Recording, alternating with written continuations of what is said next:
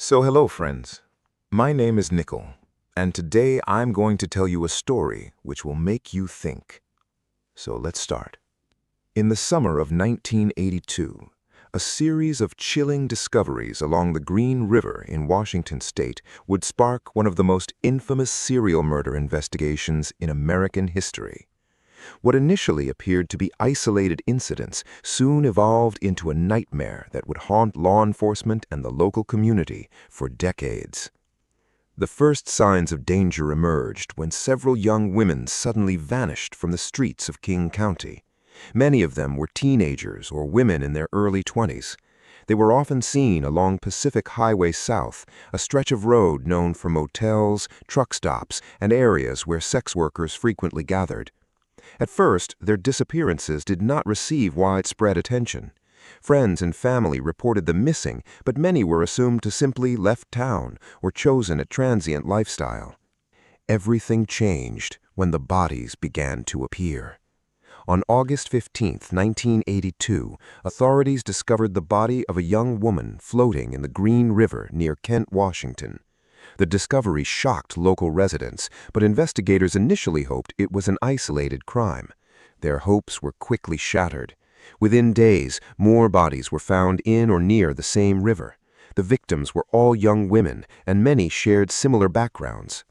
As investigators examined the crime scenes, a disturbing pattern emerged. Most of the victims had been strangled. Their bodies were often dumped in secluded areas near the river, suggesting the killer knew the local terrain. The locations were difficult to access and hidden from public view, indicating careful planning rather than random violence. The victims largely came from society's margins. Many were sex workers, runaways, or young women struggling with poverty, addiction, or unstable home lives. Because of this, some disappearances initially attracted less attention than they might have otherwise. In the early stages of the investigation, authorities often faced difficulties gathering information, as victims frequently moved between cities, changed residences, or had limited contact with family members. However, as the number of deaths increased, it became impossible to ignore the growing crisis. Detectives realized they were likely dealing with a serial killer, a predator targeting vulnerable women and operating with alarming confidence. Fear spread throughout King County. Women who worked along the highway became terrified that they might be the next victim. Residents worried that a ruthless murderer was moving freely through their communities. Every new body discovery intensified public anxiety and increased pressure on law enforcement to find the person responsible. Recognizing the scale of the threat, the King County Sheriff's Office created a specialized task force dedicated solely to the investigation. Detectives, forensic experts, and analysts worked around the clock, pursuing thousands of leads.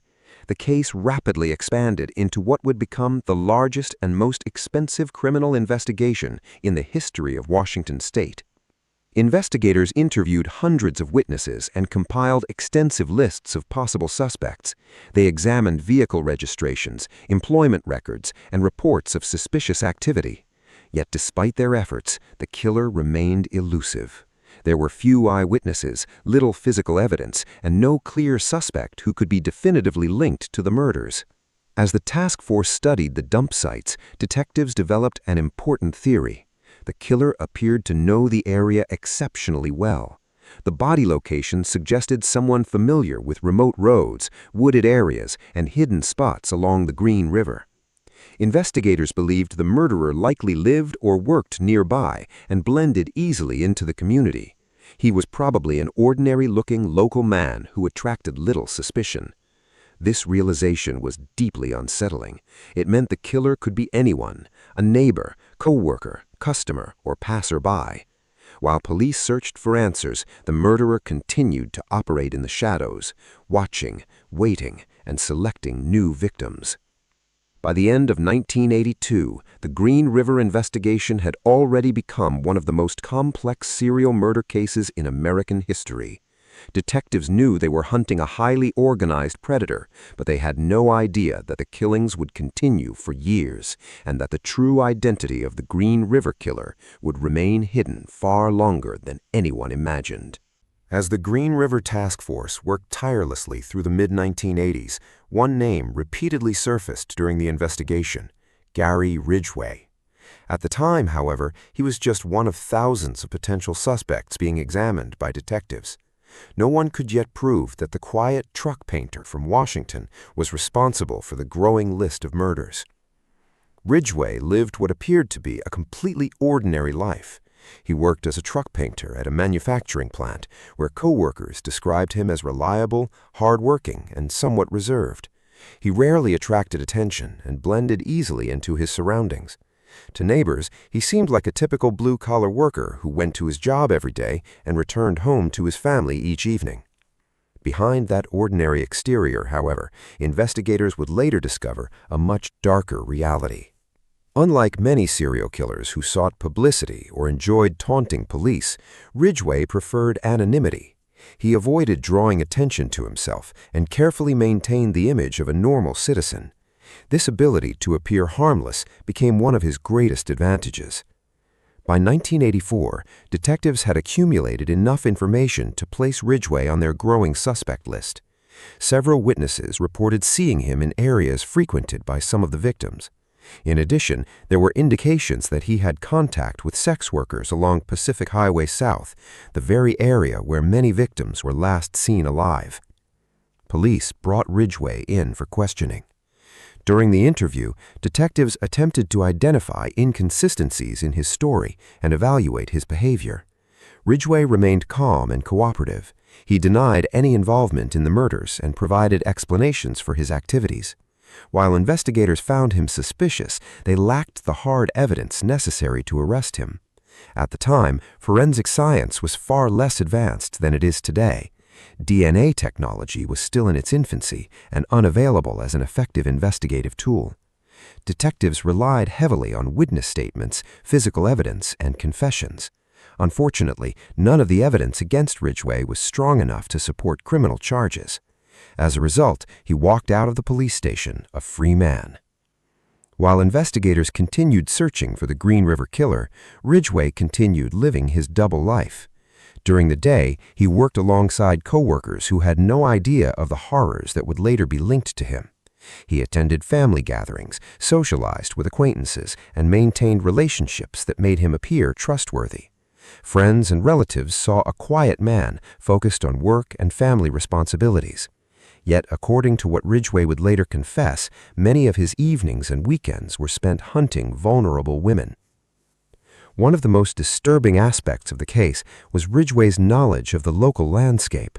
The Seattle area contained vast stretches of dense forests, isolated trails, overgrown ravines, and remote riverbanks. These locations provided countless hiding places where bodies could remain undiscovered for months or even years. Ridgway exploited this geography with chilling effectiveness. He frequently transported victims to secluded wooded areas where few people ventured. After killing them, he carefully selected dumping sites hidden by thick vegetation. Some locations were so remote that search teams could pass nearby without noticing anything unusual. Over time, these forests became what investigators would later describe as Ridgway's personal graveyard. Search operations were enormous undertakings. Volunteers, police officers, helicopters, search dogs, and forensic teams combed through miles of wilderness looking for evidence. Despite these efforts, many victims remained missing because their remains were concealed so effectively. Each discovery revealed another piece of the horrifying puzzle, but it never seemed enough to identify the killer. As the years passed, public fear remained high. Women working the streets lived with constant anxiety. Families of missing daughters waited desperately for answers. Detectives worked countless hours reviewing reports, conducting interviews, and pursuing leads that ultimately went nowhere. Then, something unexpected happened. By the late 1980s, the pace of the murders appeared to slow significantly. Investigators weren't sure why. Some wondered if the killer had died, moved away, been imprisoned for another crime, or simply changed his methods. Without new victims appearing at the same rate, fresh evidence became increasingly scarce. The investigation gradually lost momentum. The task force had already interviewed thousands of people and reviewed mountains of evidence. Leads were exhausted one after another. Suspects were eliminated. Witness memories faded with time. Physical evidence deteriorated with time. Despite being one of the largest criminal investigations in American history, detectives found themselves trapped in a frustrating cycle with no clear path forward. For the families of the victims, the lack of answers was devastating. Years passed without justice. Many feared the Green River Killer would never be identified and that the truth would remain buried forever. As the 1990s approached, the case entered what detectives called a cold phase. The murders that had once dominated headlines slowly faded from public attention. Files were stored away, and active leads became increasingly rare. But unknown to almost everyone involved, the evidence needed to solve the mystery had already been collected. It would simply take a revolutionary advance in forensic science and many more years before detectives could finally uncover the identity of the man who had hidden in plain sight. For nearly 2 decades, the Green River Killer investigation seemed trapped in an endless cycle of dead ends and unanswered questions. Detectives had interviewed thousands of people, followed countless leads, and spent millions of dollars trying to identify the murderer. Yet despite their efforts, the killer remained free. As the years passed, many feared the case would never be solved. However, while the investigation appeared stalled, a revolution was taking place in forensic science. During the 1990s, DNA technology advanced rapidly. Techniques that had once been impossible became routine, allowing investigators to extract and analyze genetic material from evidence that had been preserved for years. For the detectives working on the Green River case, these scientific breakthroughs offered a glimmer of hope. The task force began reviewing boxes of evidence collected from the original crime scenes. Clothing, biological samples, and other materials that had been carefully stored for years were sent to forensic laboratories for modern testing. Investigators hoped that technology could uncover what traditional detective work had failed to reveal. The process was painstaking. Scientists examined evidence from multiple victims, searching for traces of DNA left behind by the killer. Unlike earlier decades, forensic experts could now compare genetic profiles with remarkable accuracy. Even tiny amounts of biological material could potentially identify a suspect. As the testing continued, one name once again emerged from the investigation's massive files: Gary Ridgway. Ridgway had never completely disappeared from investigators' radar. Since being questioned in the 1980s, he had remained a person of interest. Detectives had always found certain aspects of his background suspicious, but they had never possessed enough evidence to move forward. What many people did not realize was that in 1987, during the investigation, police had legally obtained a saliva sample from Ridgway. At the time, the sample seemed to offer little value because DNA analysis was still limited. The evidence was stored away and largely forgotten. Years later, that sample would become the key to solving the mystery. When forensic scientists compared DNA recovered from several victims to the preserved saliva sample, the results were stunning. The genetic profiles matched. For investigators who had spent years chasing the killer, it was the breakthrough they had been waiting for.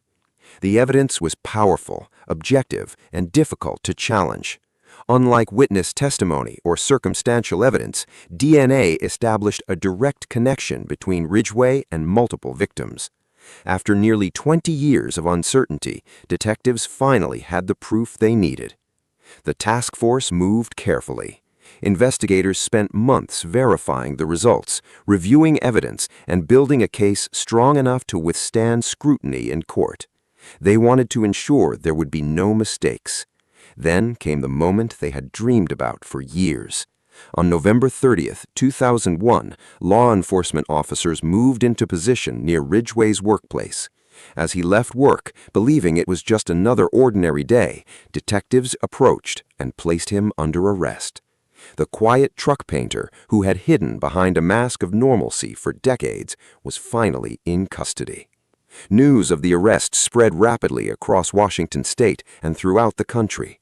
Families who had waited years for answers suddenly found themselves confronting the possibility that justice might finally be within reach. Ridgway was initially charged with 4 counts of aggravated first-degree murder. Investigators knew, however, that they were dealing with far more than 4 victims. They believed the true number was significantly higher. The challenge now was proving it. Once in custody, detectives began intensive interviews with Ridgway. At first, he was cautious. He understood the severity of the evidence against him and knew prosecutors were seeking the harshest possible punishment. In Washington state, aggravated murder charges could result in the death penalty. Prosecutors recognized that Ridgway possessed information no one else had, specifically the locations of victims who had never been found. Many families still had no answers about what had happened to their loved ones. As negotiations progressed, a deal was proposed. If Ridgway cooperated fully, confessed to his crimes, and helped investigators recover missing victims, prosecutors would remove the possibility of execution and instead seek life imprisonment without parole. Faced with overwhelming DNA evidence and the prospect of death row, Ridgway made a decision. He agreed to talk. What followed shocked even the most experienced investigators. During hours of interviews, Ridgway calmly described how he selected victims, where he took them, and how he disposed of their bodies. Detectives listened as he led them through years of murders that had terrorized an entire region. Most importantly, he began identifying remote locations where victims had been left. Investigators organized search teams and followed Ridgway's directions into forests, ravines, and isolated areas across Washington state. In several cases, remains were recovered from places that had remained hidden for decades. For many families, these discoveries brought painful confirmation, but also long-awaited answers. The man who had evaded capture for nearly 20 years was finally revealing the secrets he had kept buried in the wilderness. Yet, as Ridgway continued talking, investigators were about to learn something even more horrifying. The number of women he claimed to have killed was far greater than anyone had imagined. Once Gary Ridgway agreed to cooperate with investigators, the true scale of his crimes began to emerge. Detectives who had spent years hunting the Green River Killer were prepared for disturbing revelations, but even they were shocked by what they heard. During countless hours of interviews, Ridgway spoke about his murders with an unsettling calmness. He rarely showed emotion, remorse, or sympathy for the women whose lives he had taken. Investigators noted that he discussed the killings as a matter-of-fact manner, often describing horrific acts as if he were talking about ordinary events. As the interviews continued, Ridgway made a stunning admission. He confessed to murdering 48 women. The number instantly made him one of the most prolific known serial killers in American history. Yet investigators were not convinced that 48 represented the full extent of his crimes. Many detectives believed the real number could be considerably higher. Over the years, dozens of women had disappeared under circumstances similar to those of Ridgway's known victims. Some bodies had never been recovered, while others remained unidentified. Because many victims were runaways or sex workers, accurate records were often difficult to establish. Ridgway himself sometimes gave conflicting statements about the number of people he had killed. On several occasions, he suggested that he had lost count. This possibility horrified investigators. If the killer could no longer remember the number of victims, it meant the total might be far greater than anyone could prove. One of the most important parts of Ridgway's cooperation involved helping authorities locate victims who had remained missing for years. Under heavy police supervision, Ridgway was transported to forests, riverbanks, and remote wilderness areas throughout Washington state. Detectives, forensic experts, and search teams accompanied him as he revisited places he had not seen in decades. For investigators, these trips were surreal. The man who had terrorized an entire region was now calmly guiding authorities through the very locations where he had hidden his crimes. Many of the sites were deep within dense forests, hidden behind thick vegetation, or accessible only by narrow dirt roads. Some were so isolated that investigators understood why bodies had remained undiscovered for years. As Ridgway pointed out specific locations, search teams carefully examined the surrounding terrain. In several cases, human remains were recovered, confirming details that only the killer could know. Each discovery represented another tragic chapter in the investigation. For families who had spent years wondering what happened to their daughters, sisters, or loved ones, the recoveries brought mixed emotions. The findings confirmed their worst fears, but they also ended years of uncertainty. Many families had lived for decades without knowing whether their loved ones were alive or dead. Now, at last, they had answers. The emotional toll of these discoveries was immense. Parents who had never stopped searching finally learned the fate of their children. Siblings who had grown up without answers were forced to confront painful realities. While no amount of information could undo the suffering, the recovery of remains allowed many families to hold funerals, create memorials, and begin a difficult process of healing. As prosecutors prepared their case, it became clear that a traditional trial might never occur. The evidence against Ridgway was overwhelming. DNA linked him to multiple victims, and his own confessions provided extensive details about the murders. In exchange for avoiding the death penalty, he formally pleaded guilty to dozens of killings and agreed to continue assisting investigators. This agreement led to one of the most emotional court proceedings in modern criminal justice history. In December 2003, Ridgway appeared in court for sentencing. The courtroom was filled with survivors, relatives of victims, investigators, journalists, and members of the public who had followed the case for years. For many families, this was their first opportunity to face the man responsible for unimaginable loss. One by one, family members approached the courtroom podium. They spoke directly to Ridgway. Some described the daughters they had lost, young women whose lives had been cut short before they had the chance to pursue their dreams. Others spoke of birthdays, holidays, and family gatherings forever altered by absence. Many expressed overwhelming grief. Others expressed anger. Some demanded answers that could never truly be provided.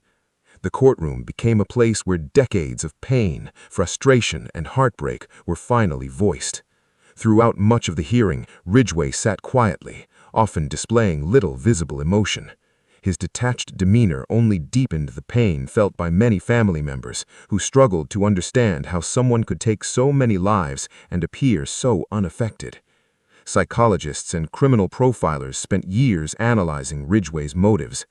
Unlike some serial killers who appeared driven primarily by a desire for fame, excitement, or public attention, Ridgway seemed motivated by a deep hostility toward the women he targeted.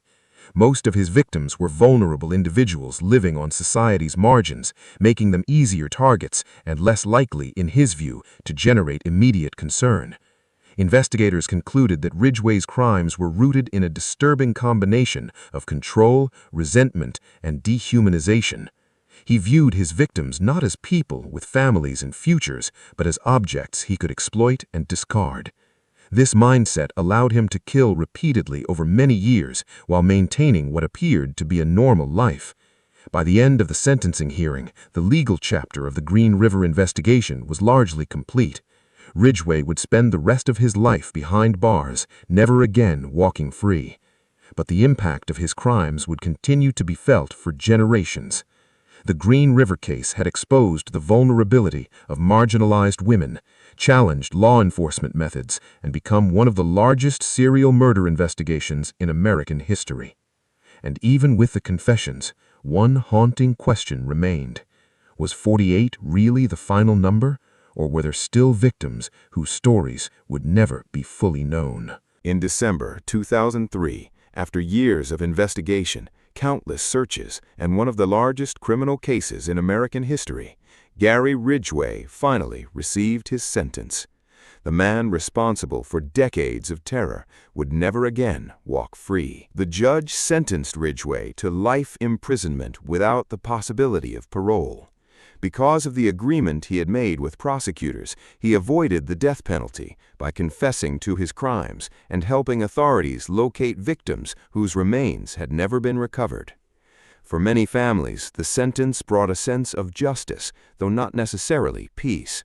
No prison sentence could return the daughters, sisters, mothers, and friends who had been taken. Many relatives admitted that the emotional wounds left by the murders would never fully heal. Yet knowing that Ridgway would spend the rest of his life behind bars ensured that he could never harm another person again. Following the sentencing, Ridgway was transferred to a maximum security prison in Washington state, where he would begin serving multiple life sentences. Behind the walls of the prison, the man who had once moved freely through communities became inmate number rather than an anonymous predator hiding among ordinary citizens. While Ridgway's imprisonment marked the end of his freedom, the impact of the Green River case extended far beyond a single courtroom. The investigation exposed serious weaknesses in how missing persons and homicide cases involving marginalized individuals were handled throughout the United States.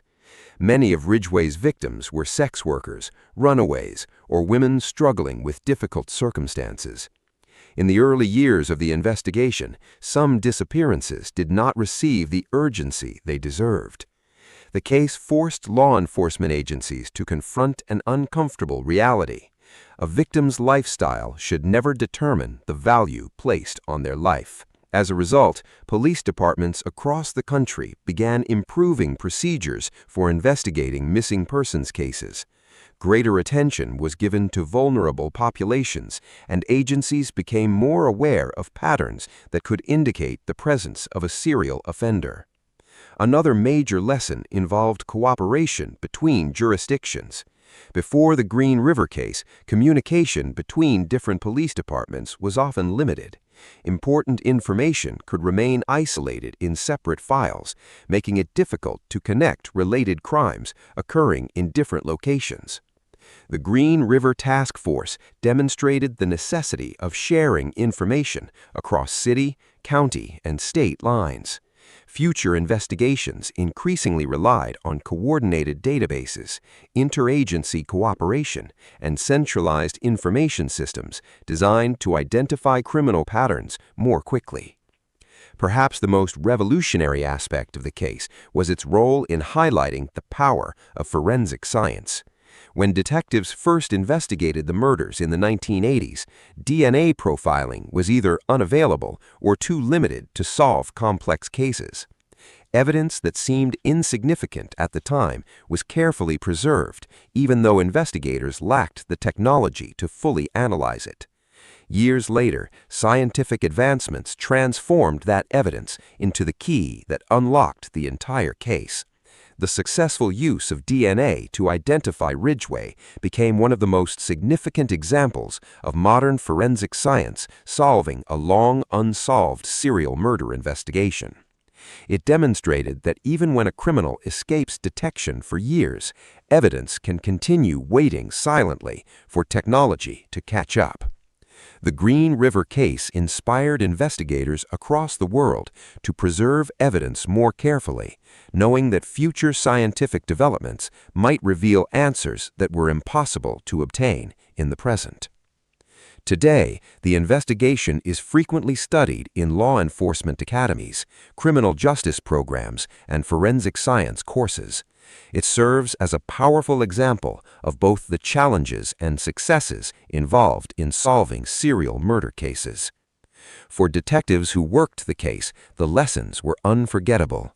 Persistence mattered, evidence mattered, and sometimes justice required decades of patience. Gary Ridgway remains in prison to this day, spending his life behind bars while the memories of his crimes continue to haunt countless families. He is often described as a predator who successfully hid in plain sight, an ordinary-looking man who concealed extraordinary evil behind a mask of normality. His story remains one of the most chilling examples of how dangerous assumptions can be.